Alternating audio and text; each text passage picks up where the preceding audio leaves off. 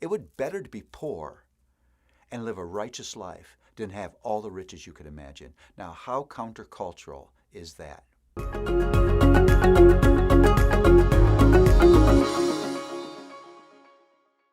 Well, one of the themes that is surely all throughout the Proverbs is the theme of the rich and the poor. The Proverbs says a lot about the life of the rich and the plight of the poor. It says a lot about the temptations of people who are rich. We sometimes think that there's all kinds of temptations in the life of a poor person, maybe to doubt God, to get what they need in immoral ways. But the Proverbs really talks about the temptations of the rich, and it has a lot to say about the hardship of the poor. But as the Proverbs is wont to do, it approaches the subject of rich and poor in a radically different way. It doesn't deny the reality of poverty. It doesn't deny the seductiveness of riches. But what the Proverbs does is confront us with a different kind of riches. That the truly rich life is not found in your wealth. It's not found in what you can buy. It's not found in who you can buy. It's not found in the pile of stuff that you've accumulated. It's found in honoring the Lord with whatever you have.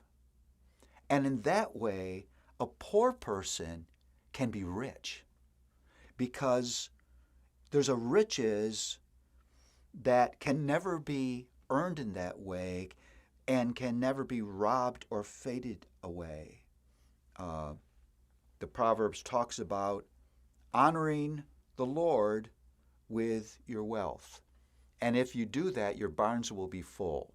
That's a metaphor that God blesses people who have a higher agenda for their wealth than just their own pleasure.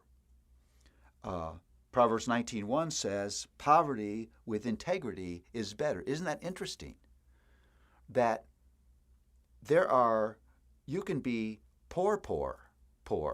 That means you're poor in physical terms, but you're also poor in spiritual terms. Or you can be poor and rich. You're poor in physical terms, but you're rich in heart because you've been blessed with the riches of integrity. There are two kind of game-changing passages in Proverbs about this topic. This is Proverbs 28:6. Better is a poor man who walks in integrity than a rich man who is crooked in his ways. It would better to be poor and live a righteous life than have all the riches you could imagine. Now, how countercultural is that? But that's exactly what the Proverb says. Or Proverbs 30, 8 and 9. Remove far from me falsehood and lying. Give me neither poverty nor riches. Feed me with food that is needful for me, lest I be full and deny you and say, who is the Lord? Or lest I be poor and steal and profane the name of the Lord. Here is the writer of Proverbs saying, Lord, help me to avoid the two temptations. The temptation of wealth, that I would use it in the wrong way. The temptation of poverty, that I would feel it's right for me to break your law to get what I need.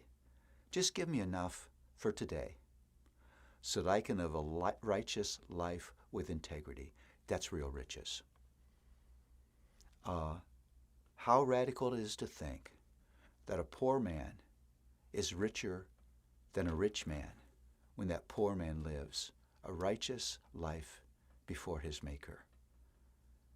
That's the riches you ought to quest for. Not the big car, not the big house, not a bunch of money in your wallet, but rich in a life that honors God.